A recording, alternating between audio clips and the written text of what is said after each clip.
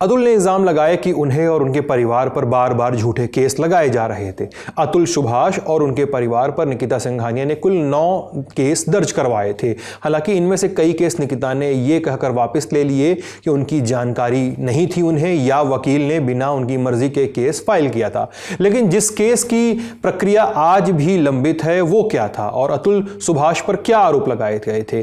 24 अप्रैल 2022 निकिता सिंघानिया ने जौनपुर कोतवाली में क्राइम नंबर 115/2022 पर आईपीसी की धारा 498, 323, 504, 506 और दहेज प्रथा अधिनियम की धारा 3 और 4 में एफआईआर दर्ज करवाई। इसमें अतुल सुभाष के साथ अतुल की मां मंजू देवी और पिता पवन और छोटे भाई विकास को भी नामजद किया गया। इस एफआईआर में कहा गया था कि 26 अप्रैल 2019 को अतुल और निकिता सिंघानिया की शादी वाराणसी के होटल हिंदुस्तान इंटरनेशनल में हुई थी।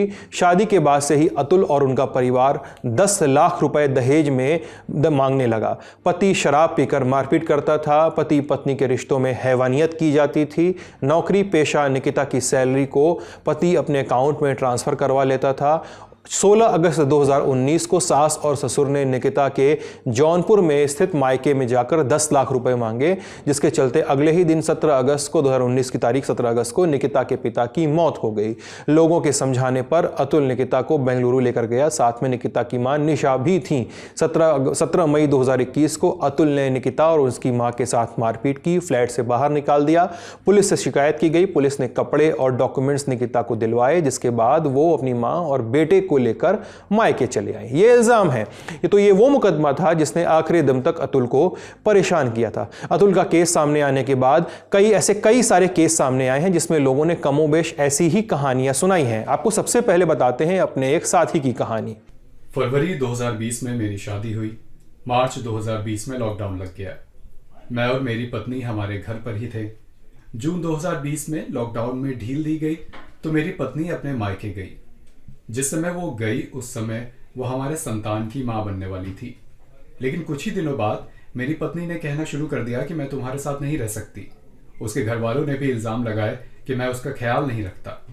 कुछ ही दिनों बाद उन्होंने कानूनी रूप से अलग होने की अर्जी डाल दी। इस अर्जी में उन्होंने मुझ पर हर महीने 45,000 रुपए का गुजारा भत्ता देने का दबाव डाला। ये मेरे लिए संभव नहीं था।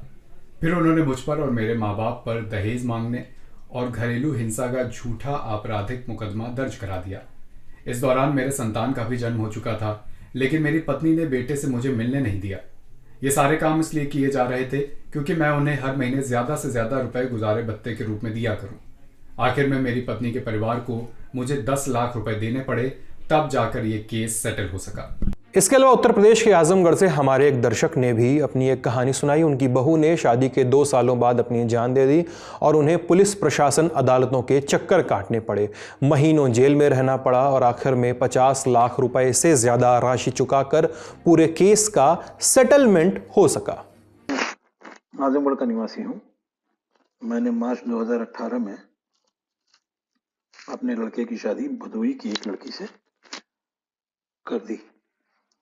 शादी के कुछ दिन बाद ही घर में कलह शुरू हो गई और लगभग 6 महीने में ही बहू ने अपना किचन अलग कर लिया। लड़के का अपना लंबा चौड़ा कारोबार था।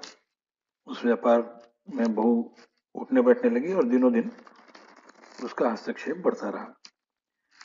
इस बीच जुलाई 2019 में बहू को एक लड़का हुआ। फिर मार्च 2020 में लॉकडाउन लगा और अप्रैल 2020 में लड़के से किसी मामूली सी बात पर बहस और झगड़ा करके बहू ने अपनी जान दे दी। हाल ही में सुबह 6 बजे मैंने सूचना दी कि ऐसी घटना हमारे यहाँ हो गई है। इसके बावजूद उसी दिन शाम तक हम सबके खिलाफ लड़की पक्ष द्वारा दहेज हत्या का मुकदमा लिखा दिया गया। उसके बाद हम सभी लोग जेल चले गए। मैं, मेरी पत्नी तथा लड़का।